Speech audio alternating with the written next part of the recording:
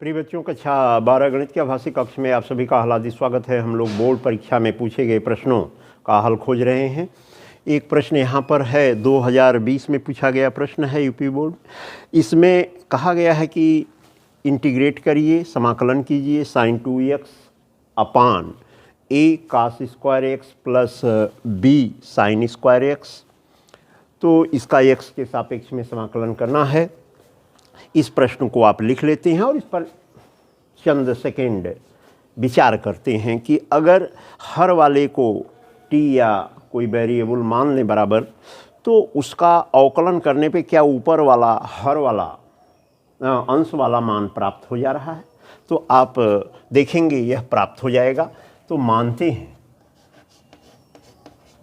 माना a cos square x plus b sine square x बराबर t।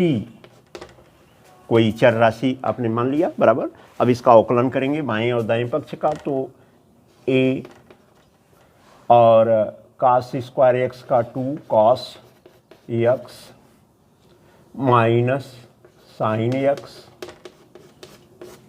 Plus b 2 sin x into cos x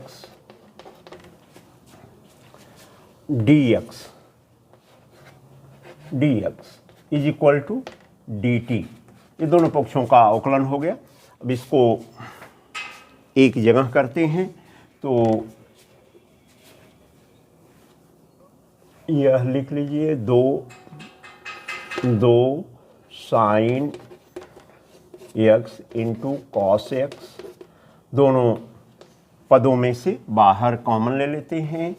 तो क्या बचेगा, b minus a dx बराबर dt।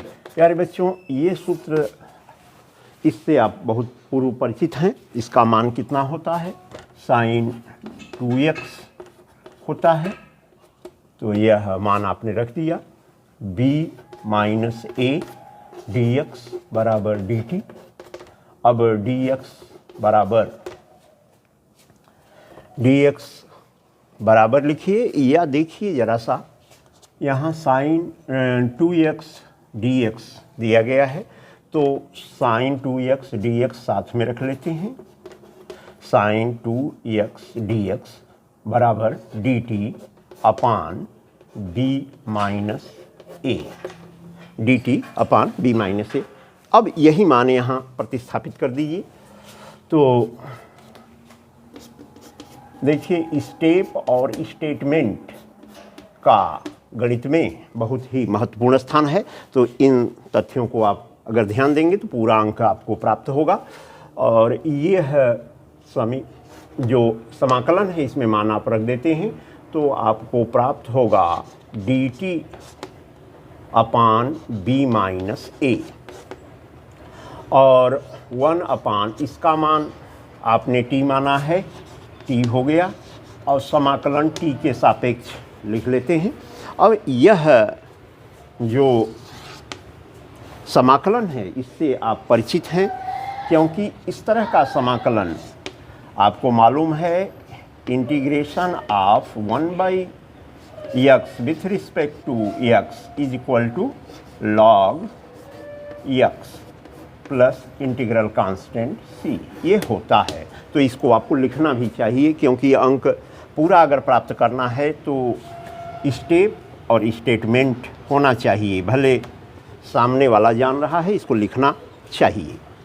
तो ये इंटीग्रेशन आप करेंगे तो 1/b माइनस a, इसका होगा log t plus integral constant c, जहाँ c समाकलन नियतांक है, कांस्टेंट है, ये लिखा जाएगा। अब परिपाटी क्या है, यह है कि इसे आप t को x में बदलेंगे तब प्रश्न का मूल रूप आएगा, जिसका हल प्राप्त होगा। तो रख देते हैं b 1 अपान b माइनस 1 अपान b माइनस ए लॉग x का मान t का मान क्या होगा, यह a cos square x a cos square x plus b sine square x plus C यह आपको उत्तर के रूप में प्राप्त होगा, जिसे आप लिखेंगे अभीष्ट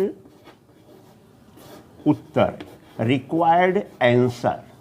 ये लिखने की परिपाटी है। इस तरह से यह 2 अंक का प्रश्न हल हुआ। इन्हें आप आत्मसात करें और अपने बोर्ड परीक्षा में अच्छे अंक से उत्तीर्ण हों।